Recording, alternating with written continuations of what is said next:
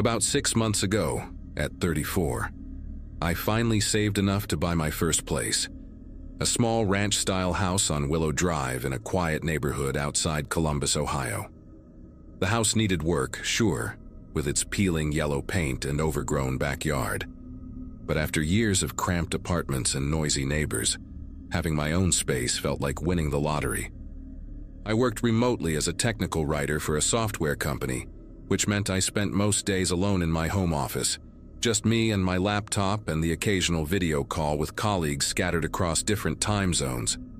The solitude never bothered me. Actually, I preferred it that way, especially after going through a rough divorce the previous year that left me craving peace and quiet more than anything else. The closet thing started about 3 weeks after I moved in, subtle at first, barely worth mentioning. Every morning when I woke up, the bedroom closet door would be cracked open maybe an inch or two, just enough to notice if you were paying attention. Now this closet wasn't anything special, just a standard sliding door with those mirrored panels that made the small bedroom look bigger than it actually was. At first I blamed the house settling, or maybe the door wasn't properly aligned on its track, because old houses do weird things, right? But here's what got under my skin. I specifically remembered closing that door completely every single night before bed, pushing it firmly until I heard that little click that meant it was fully shut, because I had this thing about closed doors and organized spaces, probably from years of living in chaos with my ex who left everything open and scattered. Everywhere. After about a week of this morning routine, wake up, see the gap in the closet door, feel mildly annoyed, I decided to get serious about fixing it. I grabbed my toolbox from the garage, adjusted the rollers on the track, tightened every screw I could find, even sprayed some WD-40 on the mechanism for good measure.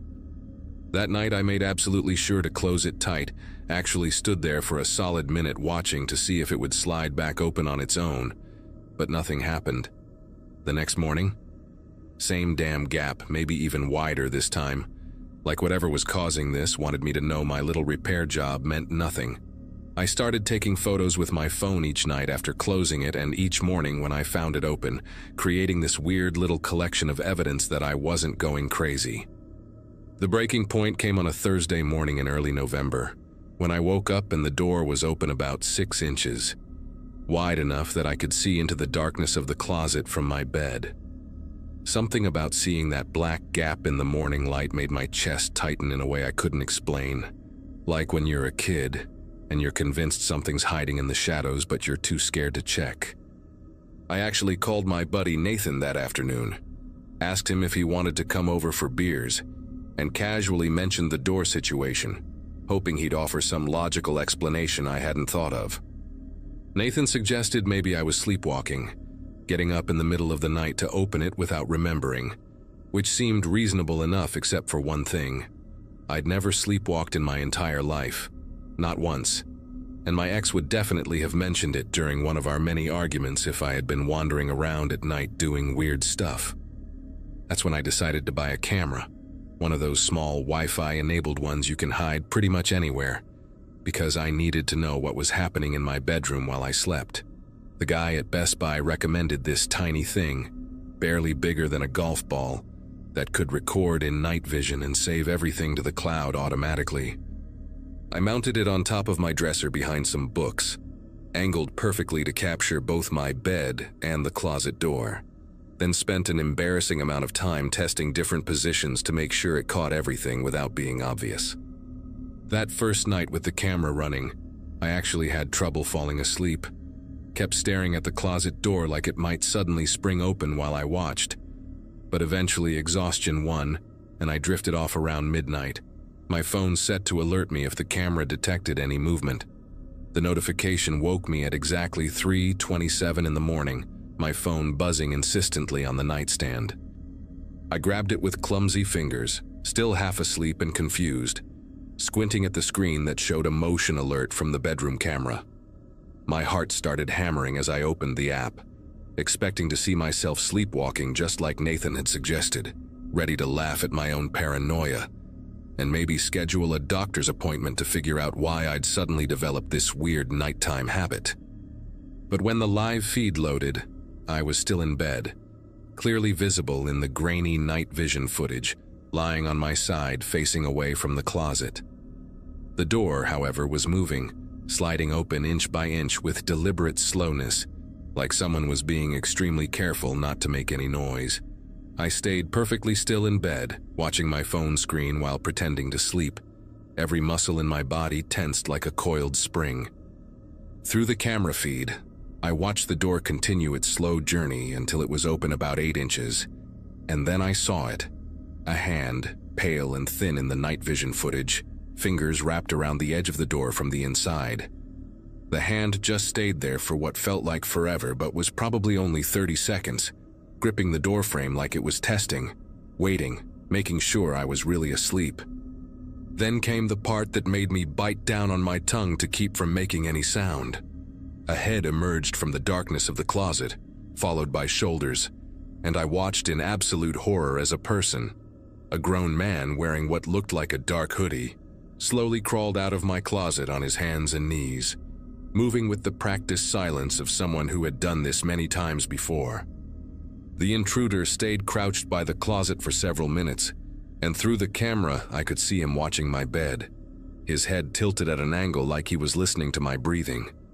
He was skinny, probably in his 40s based on what I could make out, with scraggly hair that hung past his shoulders and clothes that looked like they hadn't been changed in weeks.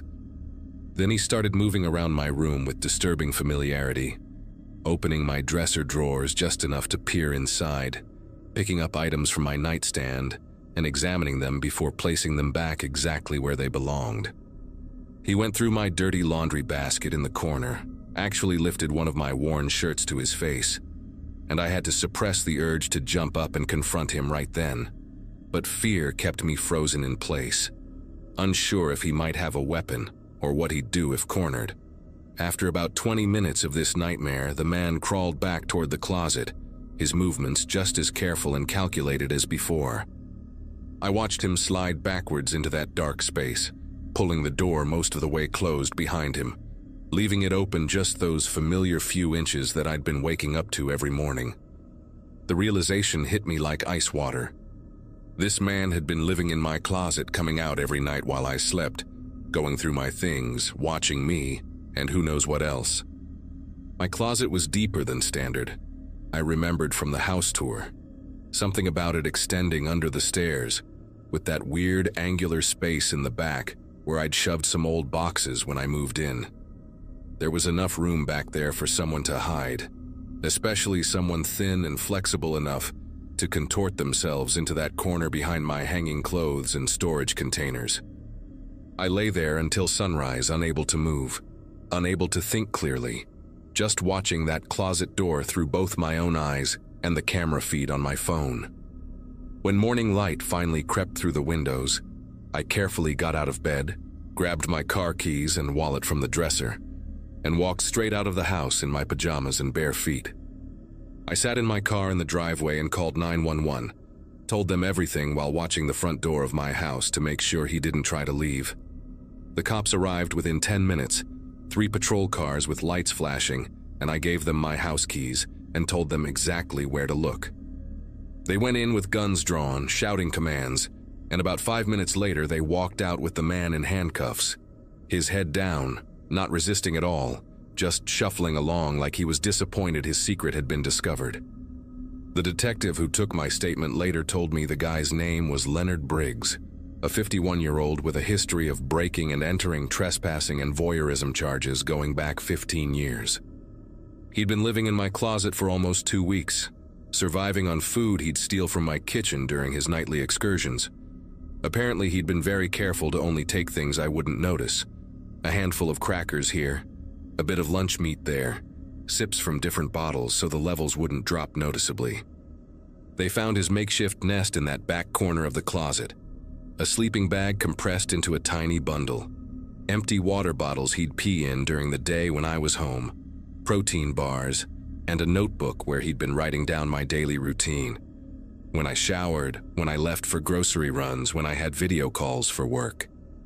The most disturbing part was a collection of my personal items he'd hoarded back there. A few unwashed coffee mugs I thought I'd misplaced, Some underwear from my laundry, even my old work ID badge from the job I'd quit 6 months ago that I figured got lost in the move.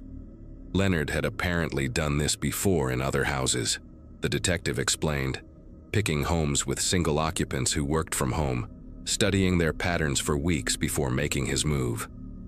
He'd accessed my house through a basement window I didn't even know could open, had been living in my basement for days before discovering that perfect hiding spot in my bedroom closet where he could watch me more closely. They charged him with burglary, criminal trespass, and stalking, and he's currently serving a 5-year sentence, though I doubt that's enough to stop him from doing it again when he gets out. I moved out of that house the next week, didn't even go back to pack properly, just hired movers to grab everything while I waited outside. Now I live in a studio apartment with no closets at all, just open wardrobes and transparent storage shelves, and I sleep with every light on because I need to see every corner of my space at all times, need to know that I'm truly alone when I close my eyes at night.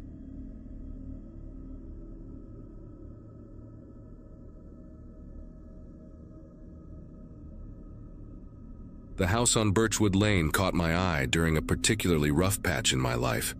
26 and fresh out of a messy breakup, I needed somewhere quiet to rebuild myself, somewhere that didn't echo with memories of shared meals and whispered promises.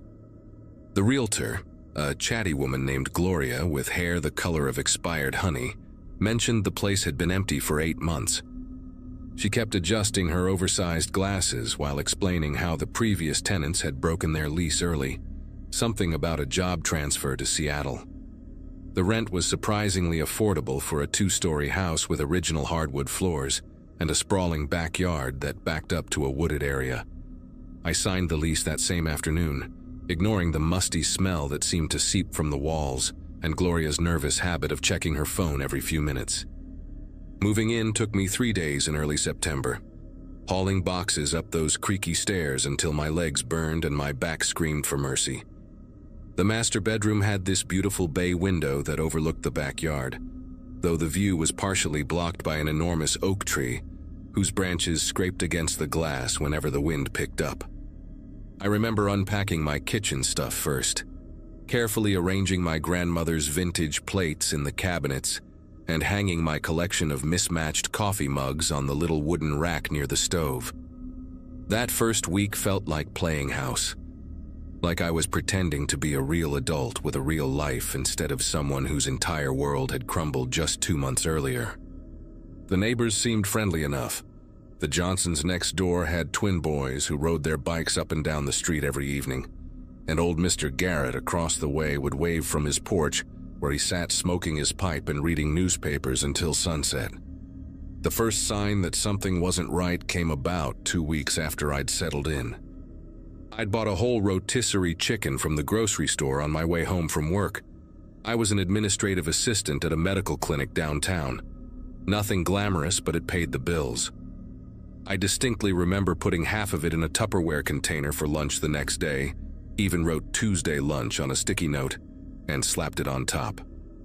But when I opened the fridge the next morning, bleary-eyed and desperate for coffee, the container was there but completely empty, just a few grease stains on the bottom. I stood there in my pajamas, holding that empty container like it was some kind of puzzle piece that didn't fit. My first thought was that maybe I'd eaten it and forgotten. Maybe I'd had one of those midnight snacking sessions where you barely remember getting out of bed.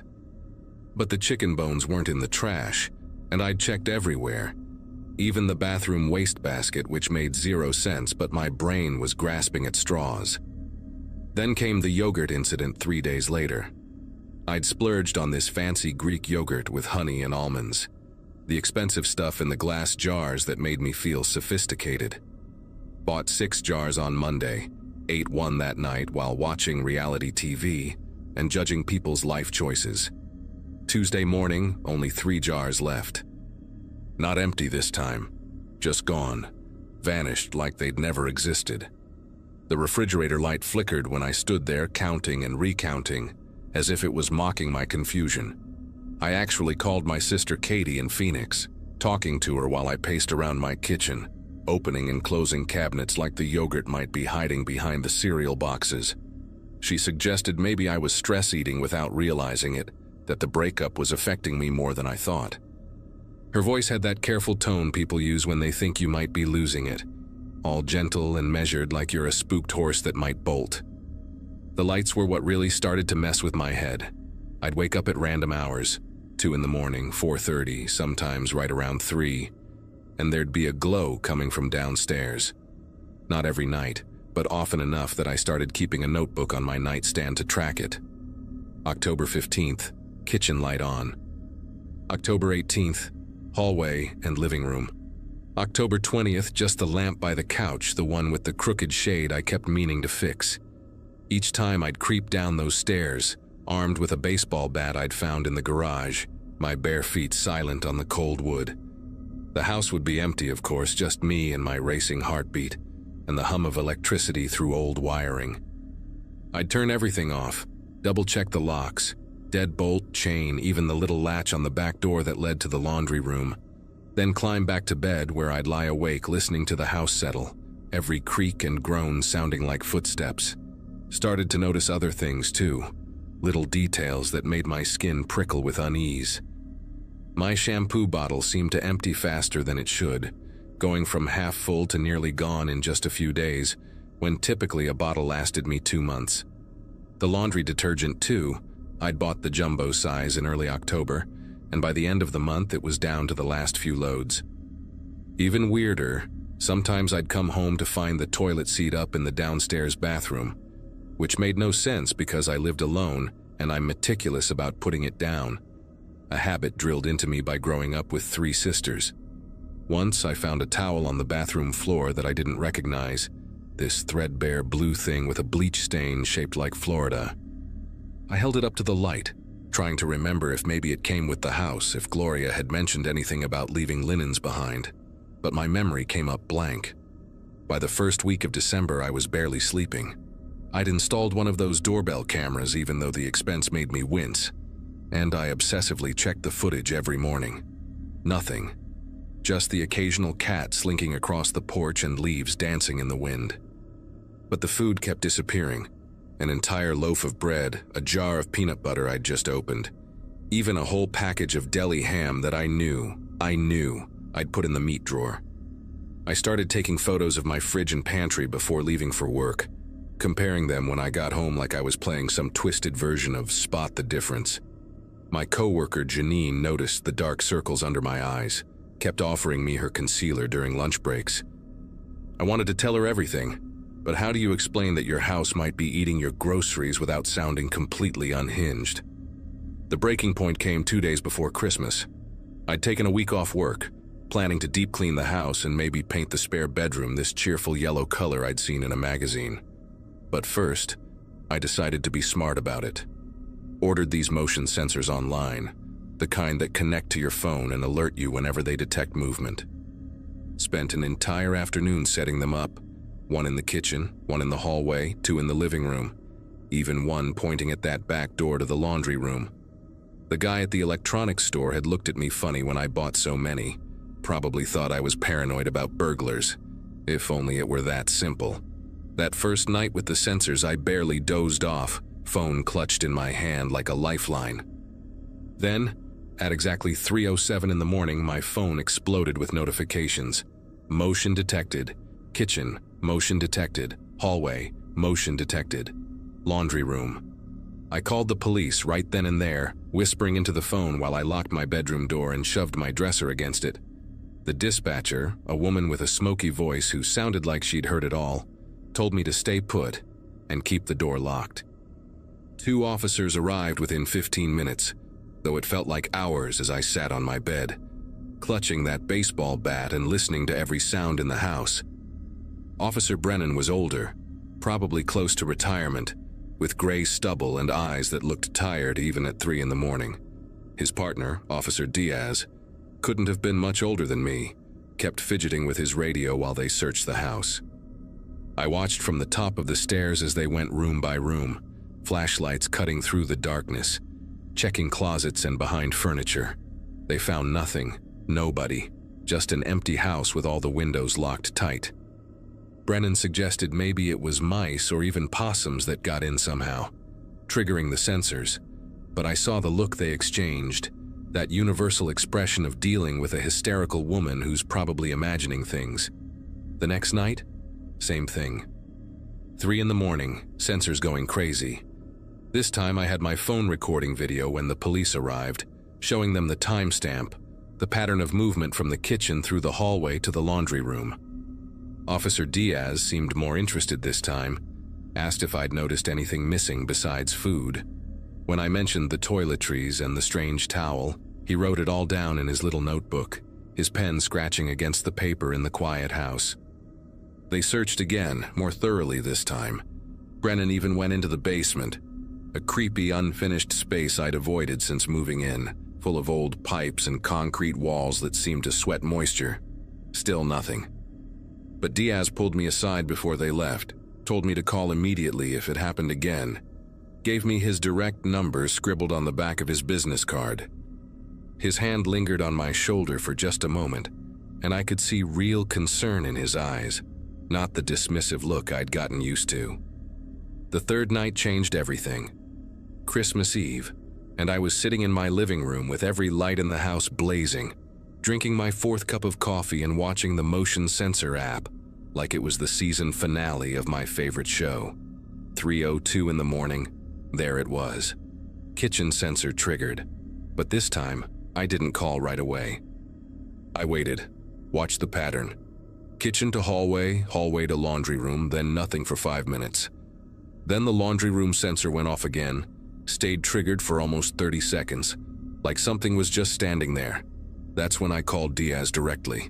He answered on the second ring, sounded wide awake like he'd been expecting my call, told me he was already on his way, to lock myself in the bedroom again. But I was done hiding. I stayed at the top of the stairs, recording everything on my phone, watching as Diaz and Brennan arrived with 2 other officers this time, their flashlights creating a light show through my windows. They went straight to the laundry room this time, like they'd been thinking about it, planning their approach. I heard Diaz calling out to Brennan, his voice sharp with excitement or maybe fear.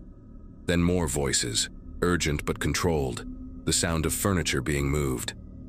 20 minutes later, Diaz came up to get me, his face pale under the hallway light. They'd found it behind the washer and dryer, a hatch, painted the same faded white as the walls, with hinges so well oiled they didn't make a sound.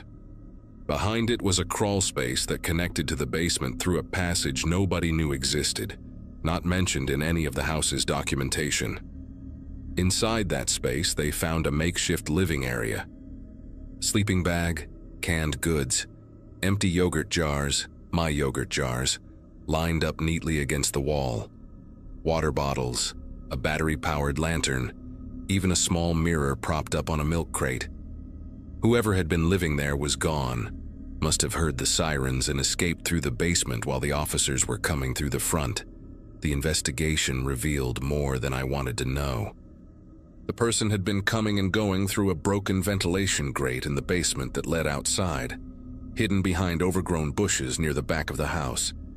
They'd even fashioned a crude pulley system to move the grate from inside, explaining how they could come and go without leaving obvious traces. Detective Morrison, who took over the case after that night, found evidence suggesting someone had been using that crawl space for years, long before I moved in. There were date markings carved into the wooden beams, the oldest one from 2016, food wrappers stuffed into the walls, some so old they were practically fossilized. The previous tenants who broke their lease early. Morrison tracked them down in Seattle. They'd experienced the same things but convinced themselves they were going crazy, choosing to leave rather than dig deeper.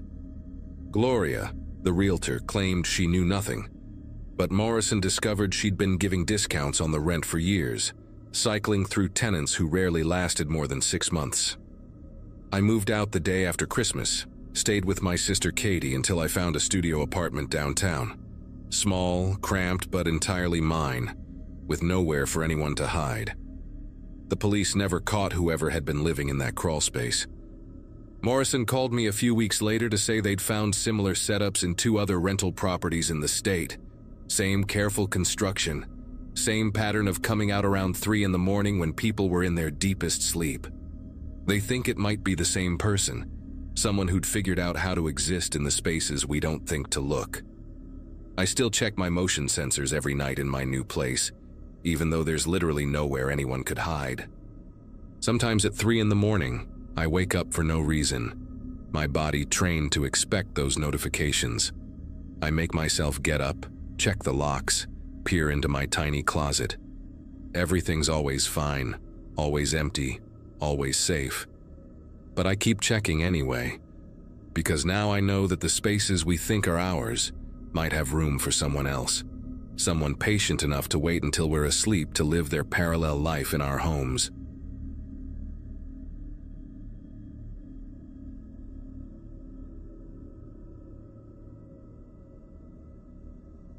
February in Colorado gets brutal. But that afternoon when I walked through the Victorian on Riverside Court, sunlight was streaming through those huge bay windows like the universe was trying to tell me something. My realtor Cheryl, this woman with hot pink nails who wore way too much perfume, kept checking her phone and rushing me through the tour, mentioning 3 other couples were coming to see it that same day. I was 31, had just finalized my divorce papers the week before, and desperately needed somewhere that didn't remind me of my ex-husband's cologne or his stupid baseball trophies. Original hardwood floors creaked under my feet as I explored each room, and that wraparound porch sealed the deal for me. What Cheryl didn't mention, what I had to find out later from the mailman, was that the previous owners had packed up in the middle of the night 3 months earlier, leaving half their furniture behind. The property management company had cleaned everything out, painted over whatever needed painting, but nobody in the neighborhood seemed to want to talk about why the Fosters left so suddenly. Moving day came 2 weeks later, and I threw myself into making that house mine with an energy I hadn't felt in years. The guest bedroom became my office, painted this soft sage green that reminded me of my grandmother's breakfast nook, where I used to do homework as a kid. Baxter, my golden retriever mix who usually acted like the world was ending every time a leaf blew past, actually started to calm down in the new space, stretching out on the kitchen tiles while I worked. Being a medical transcriptionist meant I could work from anywhere with decent internet, and the quiet neighborhood seemed ideal for concentration. My new neighbors waved from their driveways but kept their distance, suburban courtesy that suited me fine after months of friends trying to set me up with their cousins or co-workers. The street had this predictable rhythm that felt comforting. School bus at 7:30 sharp, mail delivery around 2, porch lights clicking on at dusk. For the first time since my marriage imploded, I could breathe without feeling like my chest might cave in. Everything changed on a Wednesday night, exactly 3 weeks after I'd moved in. The digital clock on my nightstand glowed 3:07 a.m. when I woke up to Baxter growling, this low rumble I'd never heard from him before. He was standing at the foot of my bed, rigid, staring toward the hallway that led to the back of the house. Then I heard it. 3 slow, deliberate knocks on the back door. Not frantic pounding like someone in trouble, not the quick rap of a drunk person at the wrong house. These knocks had a rhythm to them, almost ceremonial. Knock, pause, knock, pause, knock. Each one seemed to echo through the house longer than it should have. Baxter's growl turned into a whine, and he backed up until he was pressed against my legs. I lay there, barely breathing, telling myself it was just tree branches or maybe a raccoon, even though I knew damn well neither of those things knock in perfect intervals. The knocking stopped after maybe 30 seconds, but I couldn't go back to sleep. I spent the rest of the night sitting up in bed with every light in my bedroom on, Baxter curled up beside me, both of us jumping at every creak the old house made. When morning finally came, I checked the back door. Nothing disturbed, no footprints in the flower bed below the porch, no explanation for what we'd heard. I even asked my neighbor, Howard, this retired mechanic who seemed to know everything about everyone on the street, if he'd heard anything strange during the night. He just looked at me for a long moment, then muttered something about possums getting bold this time of year before hurrying back inside. The way he avoided eye contact made my skin prickle. That night, I double-checked all the locks, left the porch lights on, and went to bed hoping it was just a one-time thing, some teenager playing a prank or something equally harmless. 2 nights passed without incident, and I had almost convinced myself I'd imagined the whole thing. Then Friday hit, and at 3:11 a.m. the knocking returned. This time it started at the back door, same slow, methodical pattern, but after 3 knocks it stopped. The silence stretched out for maybe 10 seconds, and just as I was starting to relax, 3 knocks came from the side of the house, right outside the dining room window. Baxter went absolutely ballistic, barking and snarling like I'd never seen, but he wouldn't leave my bedroom, wouldn't go investigate. I grabbed my phone, fingers fumbling as I tried to dial 911, but then the knocking moved again. 3 knocks at the front door, then silence, then 3 more knocks from the other side of the house near the kitchen. Whatever was out there was circling my house, knocking at different points like it was testing something, mapping the layout, learning the space. The pattern continued for almost 10 minutes. Back door, east side, front door, west side, over and over, before everything went quiet. I did call the police that time, my voice shaky as I tried to explain what happened without sounding completely unhinged. 2 officers showed up about 20 minutes later, did a perfunctory check around the property with their flashlights, and told me they didn't see anything suspicious. The younger one, Officer Valdez, seemed genuinely concerned and said they'd have patrol cars swing by more often. The older cop, though, kept exchanging these looks with his partner, like they knew something I didn't. Before they left, Valdez pulled me aside and asked if I'd considered getting security cameras. Said it real quiet, like he didn't want his partner to hear. The way he said it, urgent but careful, made me realize this wasn't the first time they'd been called to this street for something like this. That weekend, I drove 40 minutes to the nearest electronics store and bought 4 cameras, the best ones I could afford, determined to catch whatever sick person was doing this. Installing those cameras gave me a sense of control I hadn't felt since the knocking started. My brother-in-law, Frank, came over Sunday afternoon to help set them up, one covering the back door, one on each side of the house, and one watching the front porch. The system connected to my phone so I could check the feeds any time, and it would send alerts for any motion between midnight and 6 a.m. Frank, bless him, didn't ask too many questions, just made sure everything was working and showed me how to save footage to the cloud. That first night with the cameras, I actually managed to sleep a few hours, feeling like I finally had some armor against whatever was happening. Monday passed peacefully, then Tuesday, and I started to think maybe whoever it was had seen the cameras and decided to find an easier target. I should have known better. Predators don't just give up when you make things slightly harder for them. They adapt, they wait, they find new ways to get what they want. Wednesday morning, 3:09 a.m., my phone exploded with motion alerts. I grabbed it with trembling fingers, pulled up the live feed, and there he was. A man in a dark hoodie, the hood pulled so far forward I couldn't see any features, just darkness where a face should be. He wasn't at the back door this time. The camera showed him standing in my backyard, maybe 15 feet from the house, perfectly still, facing the back door. He stood there for exactly 3 minutes. I know because I couldn't look away, couldn't even blink. Then he raised his right hand and knocked 3 times in the air, like he was knocking on an invisible door. The motion was slow, deliberate, exactly matching the rhythm I'd been hearing. Then he turned and walked to the east side of the house, disappearing from that camera's view. The side camera picked him up, showed him standing there, making the same knocking motion in the air. He continued this pattern, circling my house, stopping at each point where he'd knocked before, but never actually approaching the doors or windows, never touching anything, just standing at a distance, going through the motions, like he was rehearsing something or performing some kind of ritual. I called 911 while watching him circle my house for the 3rd time, my voice high and panicked, as I tried to explain what was happening.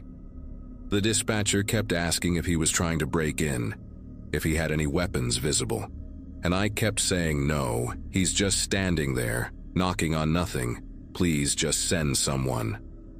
By the time the police arrived 12 minutes later, the longest 12 minutes of my life, he was gone.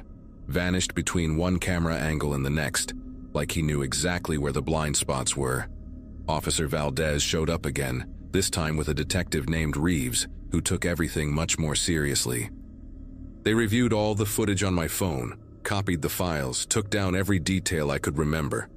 Detective Reeves kept pausing the video, zooming in, trying to get any identifying features, but the hood and the darkness made it impossible. She asked me if I recognized the build, the walk, anything about him, but all I could see was that deliberate, measured way he moved, like someone who had all the time in the world and knew exactly what he was doing. Detective Reeves pulled me aside while Valdez checked the perimeter again and told me straight up that this behavior was escalating. She said the pattern, the testing, the circling, the way he never approached from the same angle twice, suggested someone who was studying my routines, learning when I was most vulnerable. She'd seen similar cases, she said, though she was careful not to give too many details. The way her jaw tightened when she talked about it told me enough. She gave me her direct number, told me to call immediately if anything else happened, and suggested I might want to stay with friends or family for a while. But where was I supposed to go? My parents lived 3 states away. My sister had a new baby and no room, and I'd just spent everything I had on this house. That night, I pushed my dresser in front of the bedroom door, kept all the lights on, and sat up with Baxter, refreshing the camera feeds every few minutes, waiting for him to come back, because somehow I knew he would. People like that don't just stop. They escalate, just like the detective said. 3 nights later, he didn't come to my house. The motion alerts that woke me at 3:15 a.m. weren't from my cameras. They were from the app glitching, showing me static where the feeds should have been. I grabbed my phone to call Detective Reeves, but before I could dial, I heard sirens, lots of them, converging somewhere close. Baxter was pacing, whining, but not at my doors or windows. He kept looking toward the front of the house, toward the street. I crept to my front window, peered through the curtains, and saw police cars, ambulances, the whole circus, 3 houses down at the Andersons' place, the elderly couple who'd always waved when they walked their ancient beagle. My phone rang, Detective Reeves, and her voice was tight, professional, asking if I was okay, if my doors were locked, if I'd seen anything. She couldn't give me details, she said, but they needed my camera footage from the past week, all of it, immediately. The way she said it, I knew the Andersons weren't okay. I knew that whoever had been circling my house, learning my patterns, had moved on to an easier target when I'd made myself too difficult. The guilt hit me like a physical blow.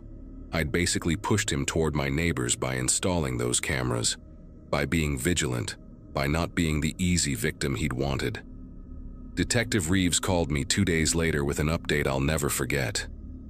They'd caught him, not at the Andersons' house, but at another home 6 blocks away, caught in the act of trying to break in through a basement window at 3 a.m. The homeowner, a nurse who worked night shifts, had come home unexpectedly and called 911 when she saw him.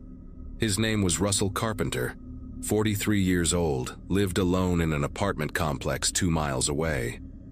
When they searched his place, they found notebooks, dozens of them, filled with detailed observations about houses in our neighborhood, sketches of layouts, notes about routines, which houses had dogs, which had security systems when people left for work. My house had 16 pages dedicated to it. The Fosters, the family who'd lived there before me, had 12 pages, ending with a note that said, "Moved away," and the date they'd left. The detective said he'd been doing this for at least 2 years, maybe longer. 7 home invasions they could definitively link to him, all following the same pattern: the knocking, the circling, the studying, then striking when he'd learned enough.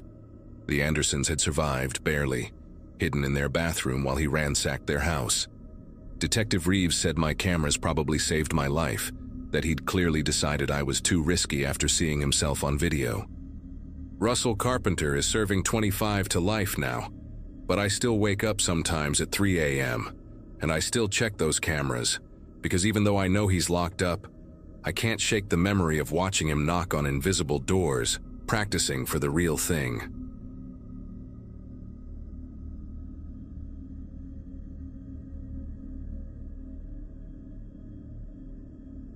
2 months ago, I finally closed on a house in Portland after my divorce papers went through.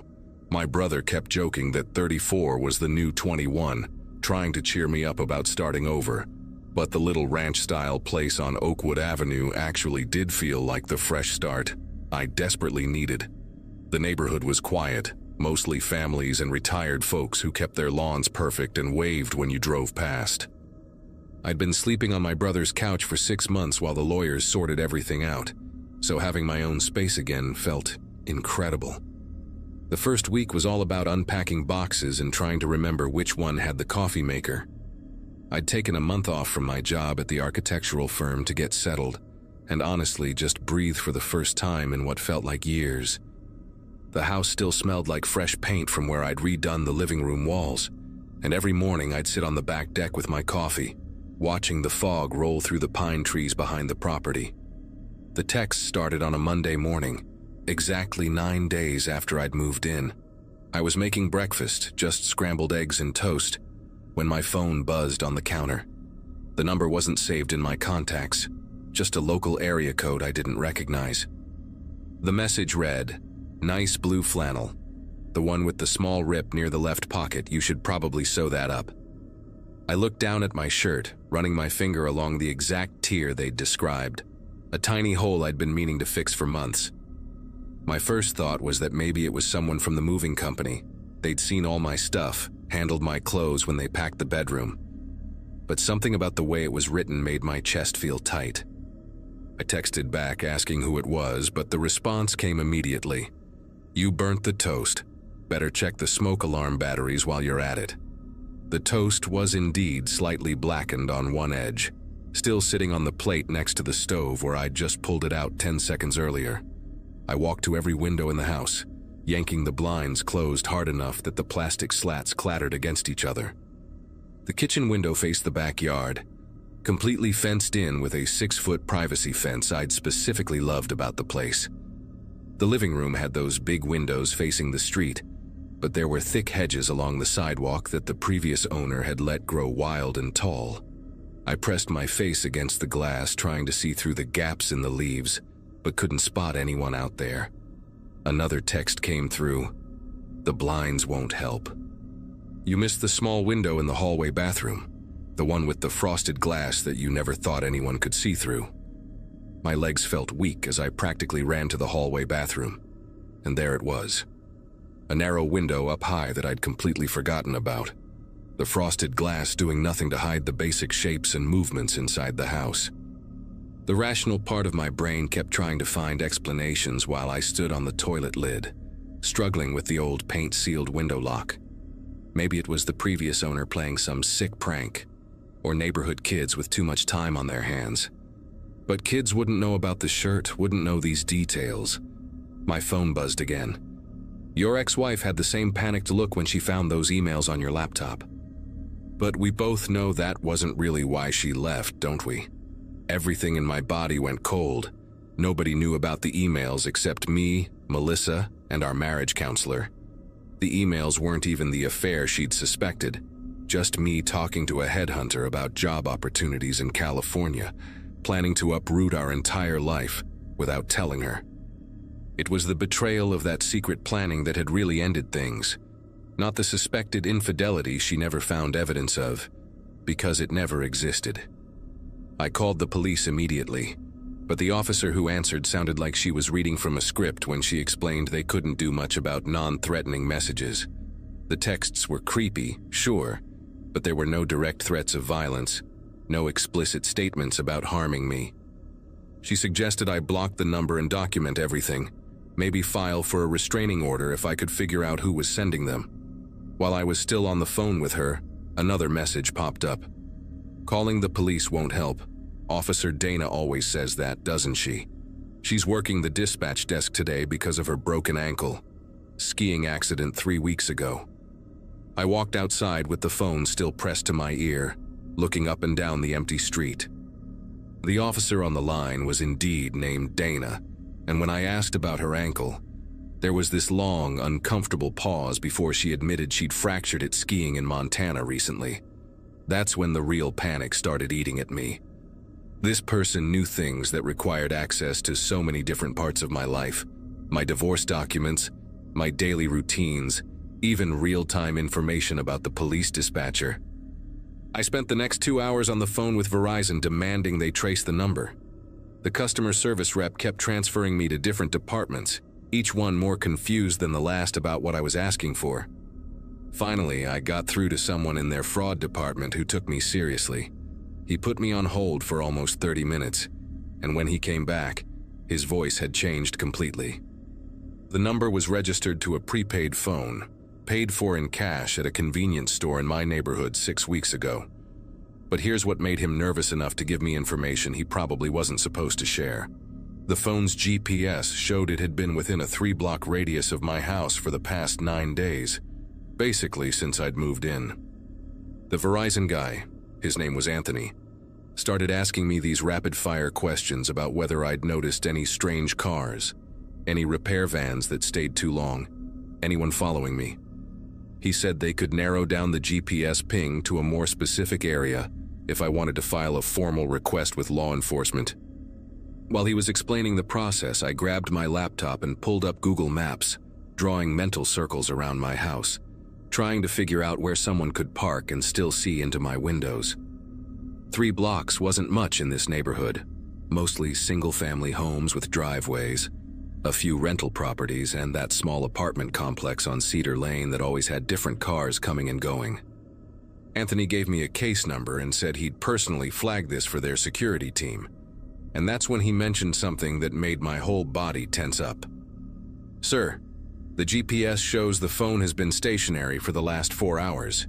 It hasn't moved from its current position since around 6 this morning." I looked at the clock on my laptop.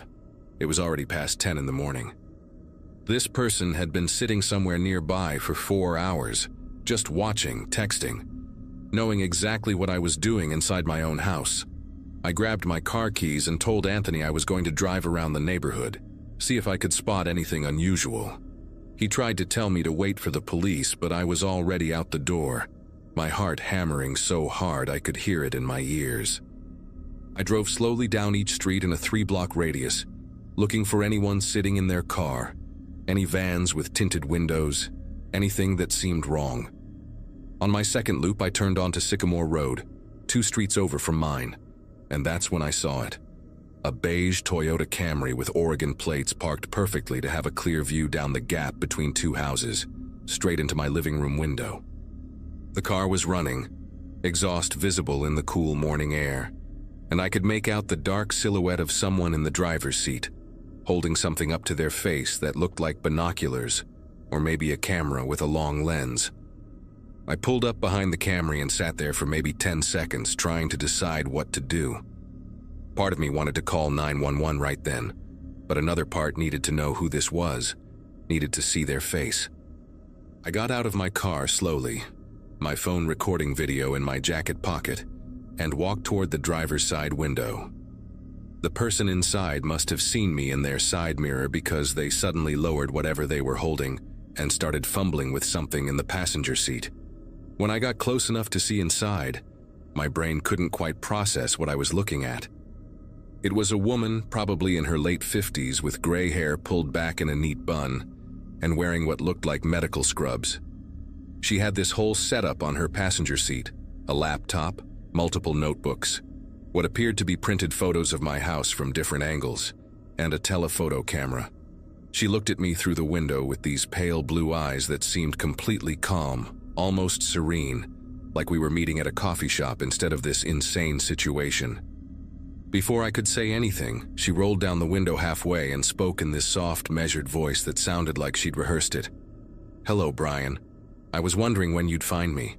My name is Dorothy and I used to live in your house. Well, not your house exactly, the house that was there before they tore it down and built yours." She pulled out a folder from between the seats and held it toward me with steady hands. "I grew up there. Lived there for 43 years until the bank took it in foreclosure 5 years ago. My husband died in the room where your living room is now. Cancer. Took him 14 months to go, and I sat with him every single day in that exact spot where your television is." Her voice never wavered, Never showed emotion, just stated facts like she was reading a grocery list. Inside the folder were old photographs of a completely different house, a 2-story colonial with white siding and green shutters, and dozens of pictures of her family throughout the years. Birthdays, Christmases, a wedding reception in what was now my backyard. She explained how she'd been working as a home health aide since losing the house, how she'd saved every penny to try to buy it back, but the developer got there first and demolished everything. She'd watched them tear it down from this exact spot on Sycamore Road, she said, counted every swing of the wrecking ball. The personal details she knew about my divorce came from a paralegal at my lawyer's office, where she'd done overnight cleaning shifts for extra money.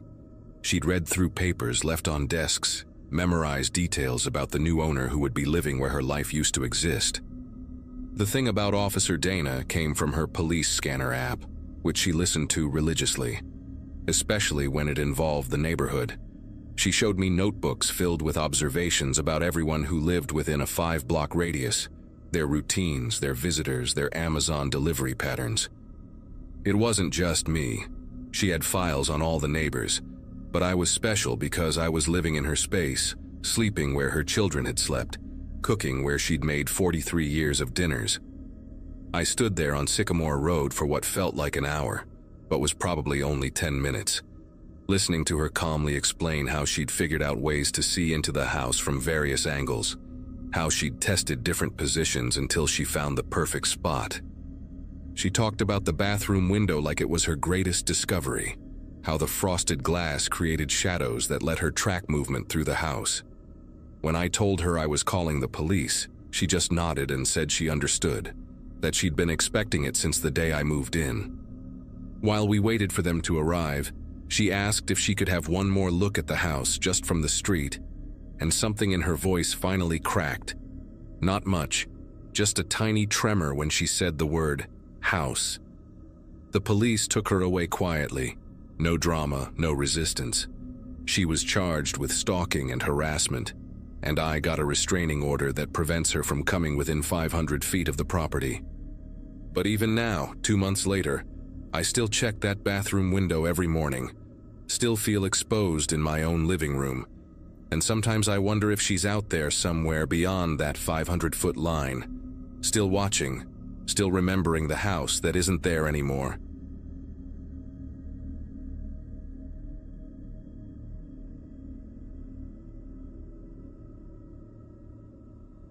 The divorce papers were still warm from the printer when I found the listing online, scrolling through real estate sites at 2 in the morning with a glass of whiskey that had gone watery from neglect. My 37th birthday was coming up in a week, and here I was, starting from scratch after 15 years of marriage. The house caught my eye immediately, not because it was beautiful, but because it was absurdly cheap.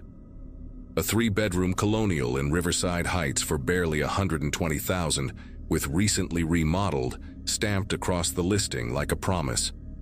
The photos showed fresh paint, new fixtures, even granite countertops in the kitchen.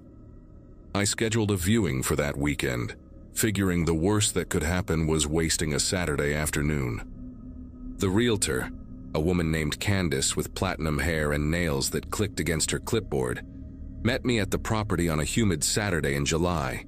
She seemed nervous, constantly checking her phone and rushing through the tour like she had somewhere else to be. The house smelled like fresh paint and carpet cleaner, almost overwhelming in its intensity. Every room had been gutted and redone. New drywall, new floors, everything pristine and sterile like a model home. When I asked about the previous owners, Candace just shrugged and said something vague about a job relocation. The price was firm, she said, and they wanted a quick cash sale. No inspections, no contingencies. I should have walked away right then, but desperation makes you stupid, and I needed somewhere to live before my ex-wife's patience ran out. I moved in 3 weeks later with nothing but boxes and regret. The first few months were actually peaceful. The neighbors kept to themselves.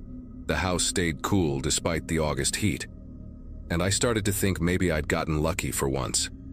I set up my home office in the smallest bedroom, hung my pictures in the hallway, even bought a grill for the backyard. The neighborhood was quiet, full of older couples and young families who waved politely but never stopped to chat. It wasn't until early January, when I was shoveling snow from the driveway, that everything started to unravel.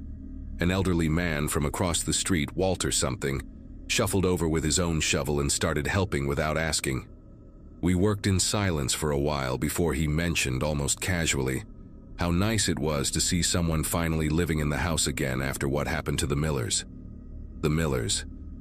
I stopped shoveling and asked him what he meant, playing dumb even though my chest had gone tight.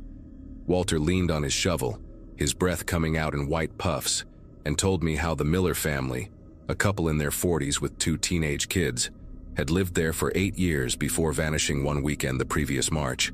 No moving trucks, no goodbye parties, just gone between a Friday night and Monday morning. Their cars were still in the driveway for weeks until someone finally towed them away. Mail piled up until the post office stopped delivering. Walter said he'd called the police after 2 weeks, worried something had happened, but they just said the family had relocated and the house was being sold. The weird thing, he said while scraping ice from his shovel blade, was that nobody ever saw the house go on the market.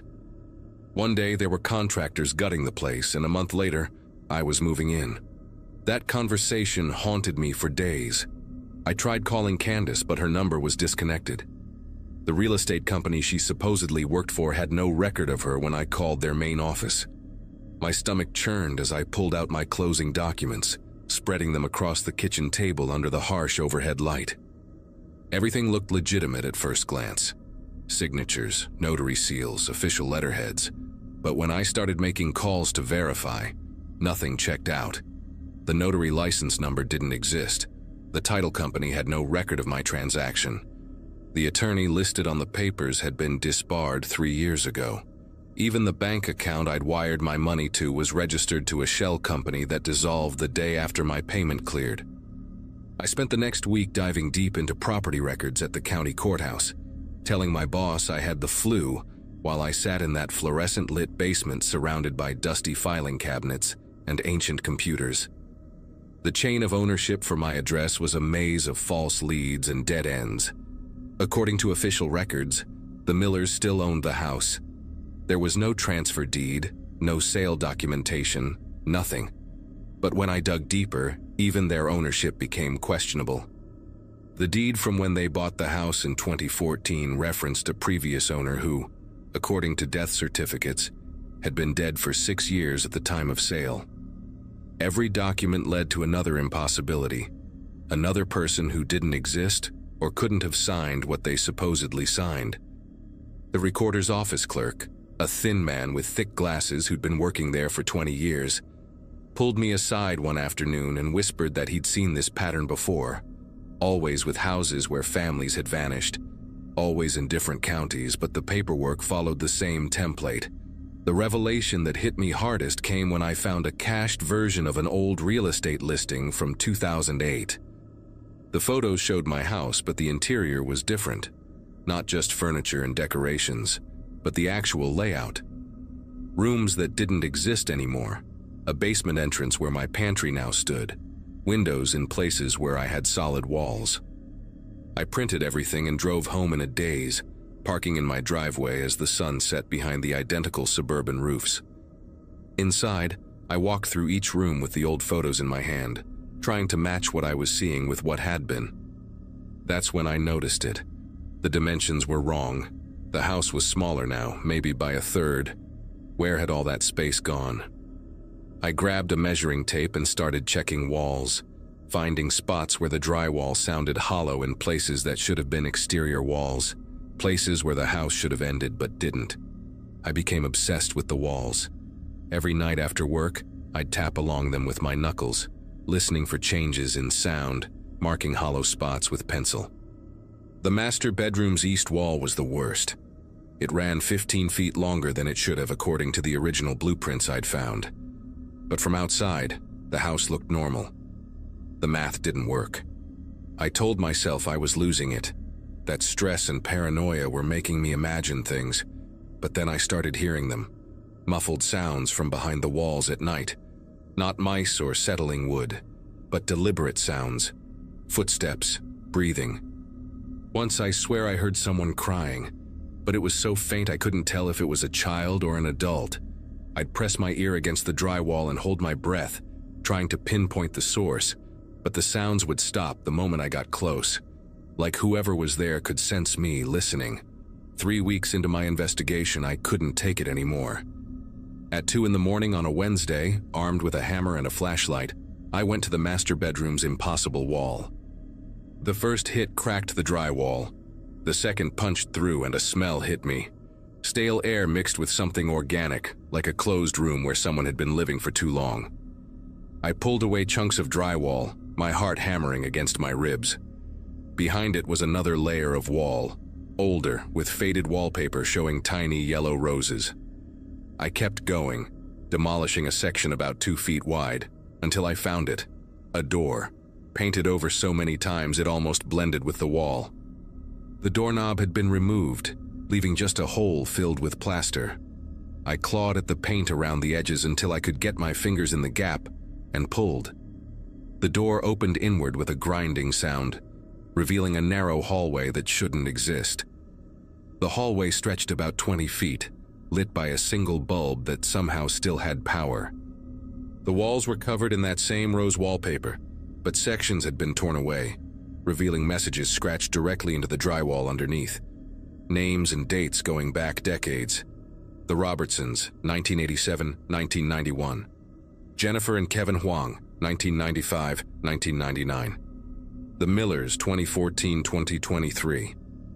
Each family name I recognized from my research, people who had supposedly sold their houses and moved away. At the end of the hallway were 3 doors. The first opened to a small room with a chemical toilet, packages of food and water bottles, some empty, some still sealed. The second room had 4 mattresses on the floor, blankets neatly folded at the foot of each one. Children's toys were scattered in one corner, including a stuffed elephant with one eye missing. The third door was locked from the outside with a padlock that looked brand new. Behind it I could hear movement, shuffling feet, whispered voices that went silent when I touched the lock. I ran back through the hidden hallway, stumbling over my own feet, and grabbed bolt cutters from my garage. When I returned and cut the lock, the door swung open to reveal 4 people huddled in the corner of a windowless room. A man and woman in their 40s, and 2 teenagers, a boy and girl. They were thin, pale, wearing clothes that had been washed too many times. The woman started sobbing when she saw me. They were the Millers. They'd been living in the walls of their own house for almost a year, moved from room to room through a network of hidden passages, by someone who came every few days with food and water, someone who wore a mask and never spoke. The same person who'd approached them one night with a gun, forced them into the walls, then renovated their house around them, sealing them inside. They'd heard me living in their house, heard me watching TV in what used to be their living room, heard me on phone calls in their kitchen. They'd been too terrified to make noise because he'd threatened to kill them if anyone found out. But lately, they'd been getting desperate as the food deliveries became less frequent. I called 911 immediately, but even as I explained the situation, I knew how insane it sounded. The police arrived within minutes, followed by ambulances and what seemed like every news van in the state. The investigation that followed uncovered a network of properties across 6 states with similar hidden spaces, some still containing families who'd been missing for years. The person orchestrating it all was never caught. The fake documents were so sophisticated that federal investigators suspected multiple people were involved. Someone with access to government databases, someone in real estate, someone in construction. The Millers were relocated into witness protection after receiving death threats, and I moved out that same week, staying in hotels until I could find a legitimate apartment. The house on Riverside Heights was torn down a month later, revealing an elaborate maze of hidden passages between the walls. Sometimes I still wake up at night, wondering if the apartment I'm renting now has hollow spaces behind its walls, if someone might be living just inches away from where I sleep, watching, waiting, preparing documents with names that don't exist for the next person to move in.